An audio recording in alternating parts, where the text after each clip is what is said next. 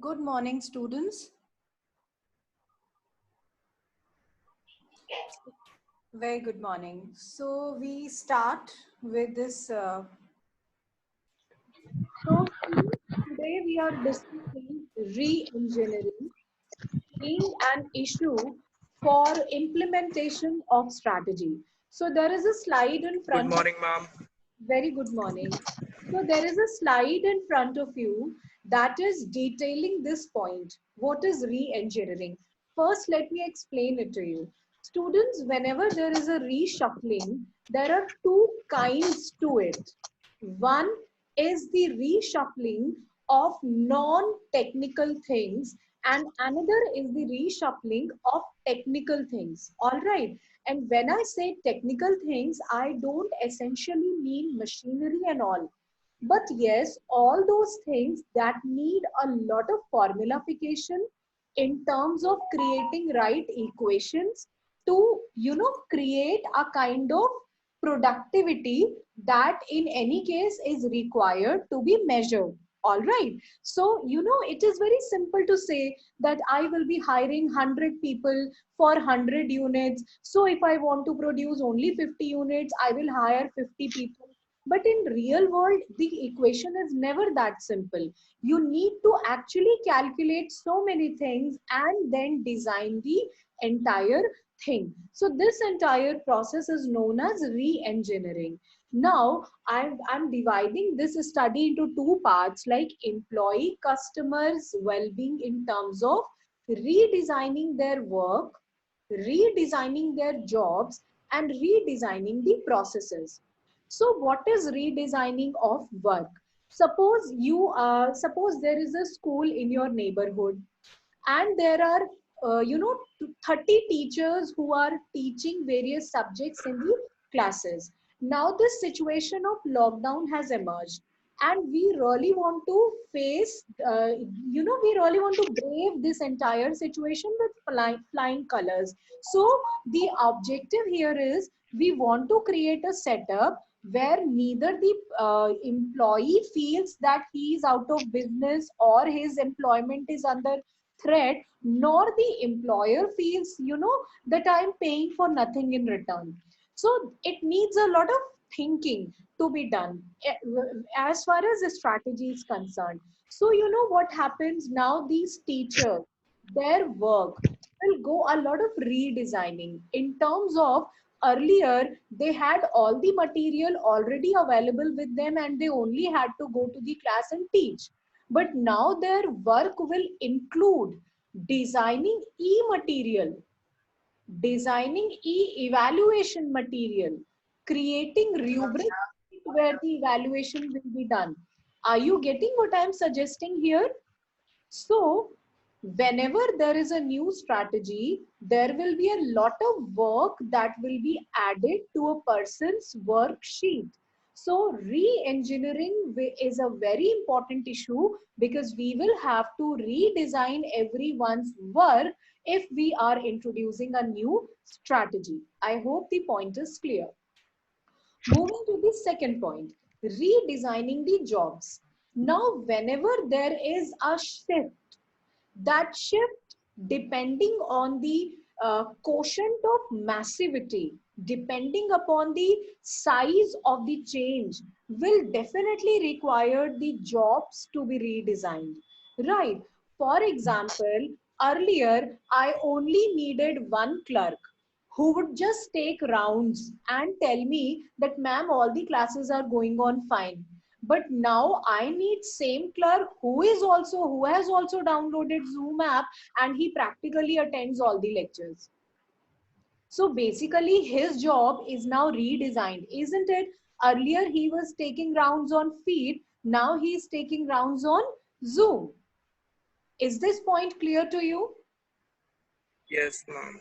Right. So depending upon the various strategies that I keep on introducing in order to maintain the efficiency, I also need to redesign the job profile of the people associated. Then finally, redesigning the process. Again, the same example is going to help us. Suppose I talk about examination process. So you people being in third year have been here, say for 2.5 semesters, say 5 semesters, wherein you have appeared in examinations, have been shown the answer sheets, were shown the results, and you were good to go. But right now, that examination system has totally become irrelevant. We cannot do that. So, do you think we will be redesigning the exam process for you? Yeah. You think we'll be needing a redesigned examination process for us? Yes, Yes, ma'am. ma'am. Yes, ma'am. So, because the strategy changed, so also the processes need to be redesigned. So, this is an example of re-engineering, and this is a very important issue because if you don't do it, you will never be able to implement the strategy. Now, please understand these very basic 4 points that needs to be taken care of if you want re-engineering to lead to improvement in your unit, organization, or company for that matter. So number one point that you need to address is cost. So what should be the basic objective of re-engineering? Should it be increasing the cost? Not at all. It's a rhetorical question. We all know that nobody aspires to increase the cost. Ultimately, we all want to reduce the cost. All right. So the second point is quality. So the ultimate objective of re-engineering should be the enhancement of quality, right? And when I say enhancement of quality, I really feel there is nothing to discuss further because we all understand that saving cost by reducing quality is no option. We will call it saving cost only when the quality is either intact or improved. Do you agree? Yes, ma'am. Yes, so re-engineering should focus on the quality aspect. Then service also is an important part. What service are we talking about here? It is after sales service. All right. So once the entire strategy is designed, do we really concentrate on maintaining the applicability of the strategy during the given times? If our strategy, our re-engineering, whatever we have done to manifest this particular strategy, if its proper functioning is ensured, we'll say the service is taken care of. And finally, speed. Whatever re-engineering I have done, is it making us deliver in time? If time is ensured, that means the speed factor is taken care of. So when all these four items are duly taken care of and we have redesigned all these things, this in totality will be called re-engineering, and re-engineering is a very important issue. If taken care of properly, the strategic implementation becomes possible, becomes efficienter, and becomes better. Moving on to the next slide, revising reward and incentive programs. Now, you tell me, suppose one of you people are, running a company, and that company basically is not a, let us take a very homely example. Suppose you are running a grocery store, and all of a sudden this lockdown has happened, and earlier you had four servants in your store who would just cater to the needs of every walk-in. Whenever there is a customer walking in, they would listen whatever he wants, they would just put that on the desk, right? The customer will pick that, pay money, and then he will leave. It was the job earlier. But now what is happening with the kind of shutdown that has happened? Government has totally asked these stores not to accept any walk-ins. So the government issuing passes and asking these stores to send their home to home delivery guys. Are you aware of this? Yeah. So tell me, if now the same person, instead of only taking the item from the shelf and putting it on the desk, was paid 5,000 rupees a month. Now he is going out of the store and delivering things door to door. Do you think he still deserves to be paid only 5,000 rupees per month?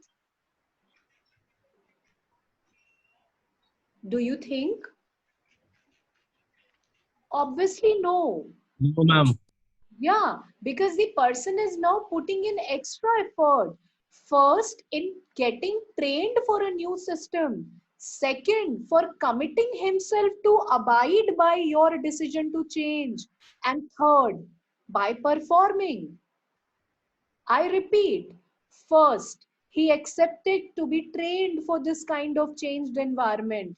Second, he accepted you for changing.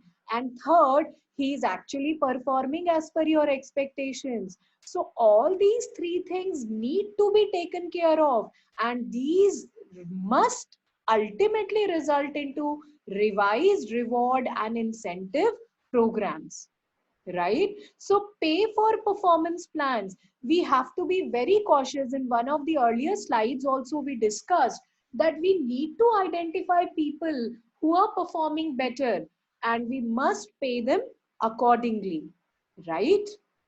Then there is this flexibility in compensation system is necessary. Now, when we say pay for performance, how would we bring that kind of system? Only when we have flexibility, right? When we have that kind of system that maybe one worker is working from 9 to 5 and another is working for 12 to 8. We have to understand both are working 8 hours, and we have to make our compensation systems flexible enough, and we should devise such reward system to take care of everyone who's working for us. Then dual bonus system, annual objectives and long term objectives. Now I will take a different example here. you know in fact, all right, let me stick to the same example and share a very, a real life incident with you. So I stay close to I stay in Kalkaji, very close to Alaknanda market. So once, what happened, I visited this store, this snack store in Alaknanda market, wherein, they have got a lot of, nutritious snack options available. So they would just make you, they have got options in, baked snacks like baked namkeens and oats, and, so many things. I hope you understand. Right. So when I walked in this store, so what happened that so what happened when I entered into the store? There was this salesman who was basically helping his owner in selling. Like when I ordered, okay, I want this half kg of baked namkeen. He just started packing this that for me. Then I asked him to pack half kg of oat rusk for me. So he started packing those oat rusk for me. So that was one part of the job he was performing. But at the same time, you would never believe what did he do. He was a guy hardly 18 years of age, and he just looked at me and he asked me, "Ma'am, you seem to be very cautious about nutritious food. Would you mind if I show you four more options?"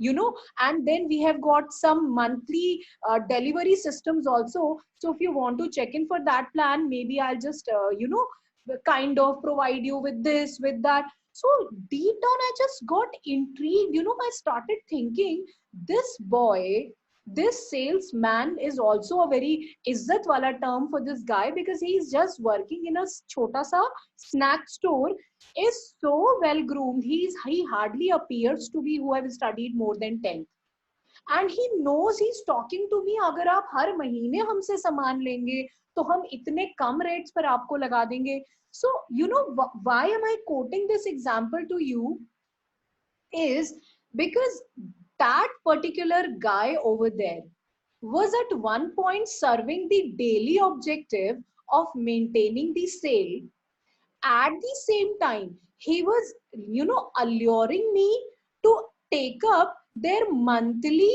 snack plan. So long term objective and short term objective both taken care of by the same person. Could you understand the logic of this example, or should I give you a new one? All right. Can I hear a yeah? Is the example clear to you? Yes, ma'am. Right. So Yes, ma'am. same way, I will always have two kinds of employees. One employee will only be concerned about finishing the day's work, but there will be one more employee who would always have something to tell me, ma'am, if we continue performing like this will be the trouble in 6 months. So, I have to understand that I will acknowledge both these kinds of people, because survival and sustenance are two different things. Survival will only make me go through today, but sustenance will help me go through tomorrow also. So I must have a dual bonus system. And this is a very important issue if I want my strategy to work for me. And finally, profit sharing. There will be few employees who would totally, okay, let me again take a very small example. Suppose today I ask you, NDIM किसका है? What will be your answer?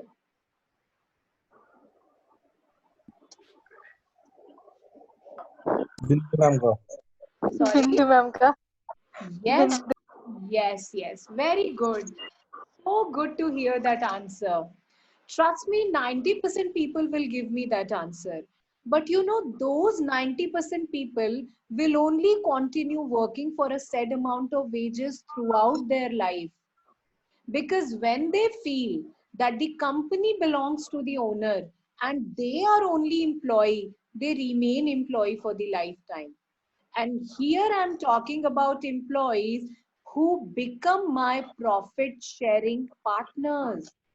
Because when I ask them, NDIM belongs to whom? They would say it belongs to me, because I don't work for only 8 hours. I always am committed to think what is best for NDIM. And I think like this, just like the owner would think. So when I think like owner, why don't I deserve profit sharing?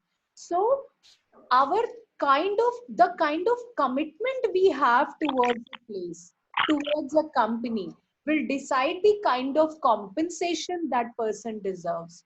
So we also need to have a plan for those people who really share our concerns and commitments as an owner, right? So these points are very important, because if you don't care of them, you will lose on these employees who are day night committed to the well-being of the company. I just hope we have understood this point in very detail. Taking you on to the next slide, where I'm discussing managing resistance to change. Let me first help you understand what is managing resistance. What is resistance, first of all? So, resistance, I'm all, students, all of a sudden I'm feeling so example rich, because lockdown has given us so many examples. Right. Everyone is busy finding new strategy that works for them. And we are example rich. So again, resistance. What is resistance in a period of lockdown? Resistance is when I ask somebody to accept a new method of learning. Initially, when I asked these students, what do you feel if we start online lectures? Do you think it would be great? No, no, no, ma'am, we are good. We'll complete the syllabus. Ultimately, we only study from Akash or Vikas whatsoever. Why we'll do? You remember? So there was, an overall resistance to why this change. Why do you want us to study during, these 4 5 hours daily? We are good, ma'am. We'll study. So A company will only emerge victorious or as a winner only if they know to manage the resistance without being authoritative or forceful about it. Balke, let me tell you, this term resistance management only means that I am dealing with it in a very sensitive way. So, this is a very important issue because whenever you are introducing a new strategy, there are so many changes that are happening, right? And you really need to be very, very careful by managing this kind of transformation. So, taking down the technical points one by one, your first point is it raises anxiety and fear. We all know. There is this famous author Devdutt Patnaik, my favorite so far. So I am quoting him. I quote Devdutt Patnaik, whatever is unfamiliar scares me. Please go on mute, all of you. I can hear somebody's background music. So Devdutt Patnaik says, I quote, whatever is unfamiliar scares me, unquote. That means when I don't understand someone or some process or some situation or some circumstance, that particular unknown thing scares me. Right. So it is a very important thing to understand that let us not judge those people who are just resisting change because they don't know what is going to happen to them if this change is manifested. So it is very natural for people to get anxious, to get fearful whenever there is a change, even if that change is only in the strategy. Now, force change strategy. Do you think forcing a change strategy is a good idea? It's never a good idea. We should never take refuge in forcing anything because whenever there is not willful participation, sooner or later the system collapses. So we should always be patient enough to manage the change instead of forcing it. Moving on, educative change strategy. What is educative change strategy? Whenever I have to bring a change, I will first educate my people about that change. I'll definitely build that kind of confidence in them that listen, I'm going to train you for this change. And when you are trained, just think about it, you yourself are more prepared to deal with future, right? Like now onwards, you all are trained to attend online lectures wheresoever. Now that yeah, and that prepares you to attend even universities that are located abroad as well. So you can sitting over here in India, you can take up lectures happening in University of Virginia for that matter. So definitely when I educate you for a change, that is a kind of strategy for managing resistance. Then rational or self-interest change strategy. Now, while in educative change, I was only training you. But when it is rational or self-interest, I'm basically trying to convince you that please understand this change is serving your self-interest. And if you are willing to take this, undergo this change, you will only come out with flying colors. So these are all strategies to manage resistance. And it is very crucial issue because if we fail to do it, we will lose half of the people only during the journey and we will not be able to reach to our final objective and the whole point will be wasted because we only introduced this strategy because we wanted to reach to a final goal. Now moving further, taking you to the next point, it is managing the natural environment. Now, Obviously, a natural environment needs to be preserved and retained intact. So the points, I'm really trying to rush a little because I really want to finish this topic today. So customer and employee sensitivity to environment, legal requirements, earth has become a stakeholder for all firms, preserve and conserve natural resources, emphasis on developing environmental perspective. All right, in nutshell, whatever strategy I am taking up, my it is a very important commitment that my strategy choice should not hamper the nature's well-being. There are so many legal requirements that are already in place that push me to maintain the the well-being of nature, but still my personal commitment should be towards every decision that I'm taking. Earth should essentially be a stakeholder there. I should be committed to preserve and conserve natural resources, and I should always give due emphasis to the environmental perspective. Now, what can be an example here?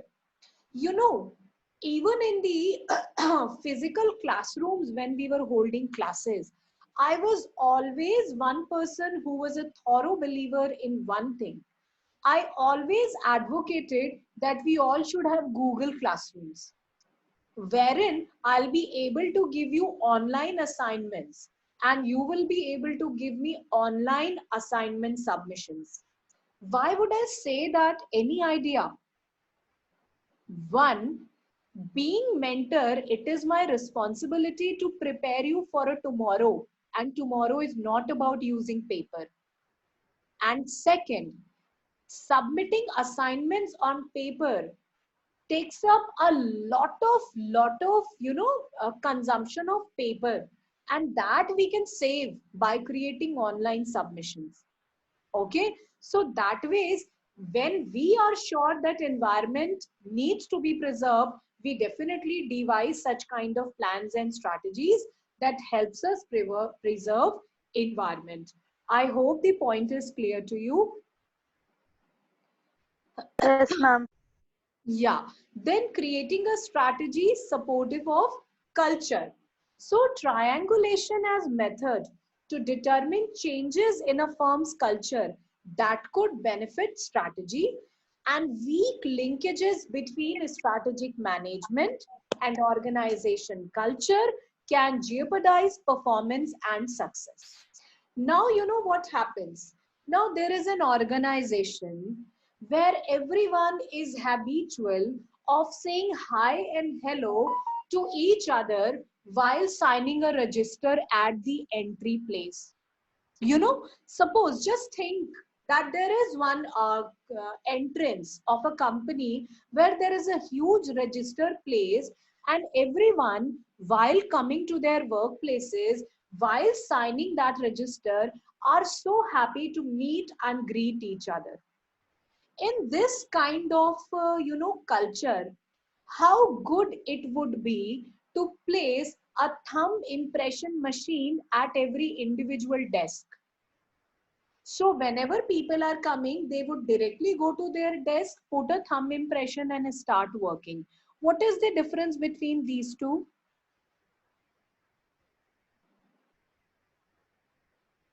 I'm talking about treasury of a bank where confidentiality is very important.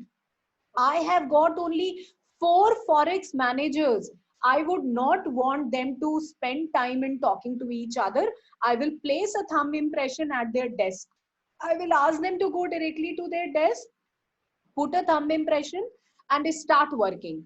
But when it comes to creating teams, I will definitely prefer to create one signing system where essentially everyone meets everyone and exchange highs, hellos, because I want teams to work as teams, right? So, where individual performance is to be measured, then that system is better. But where team performance is important, the second system is better. Are you getting what I'm suggesting here? Yes, ma'am. Yes, ma'am. Right. So Yes, organization ma'am. culture should always be in line with the kind of strategy that I'm suggesting. So this is the whole idea of this point. Now taking you to the next point, that is production operations concern. All right, so we are only left with 4 minutes and there are still 4 5 slides to go ahead with. So essentially we'll be needing one more lecture for finishing this. So maybe I'll take a break here and I'll open the question answer session. So please ask questions if you have any.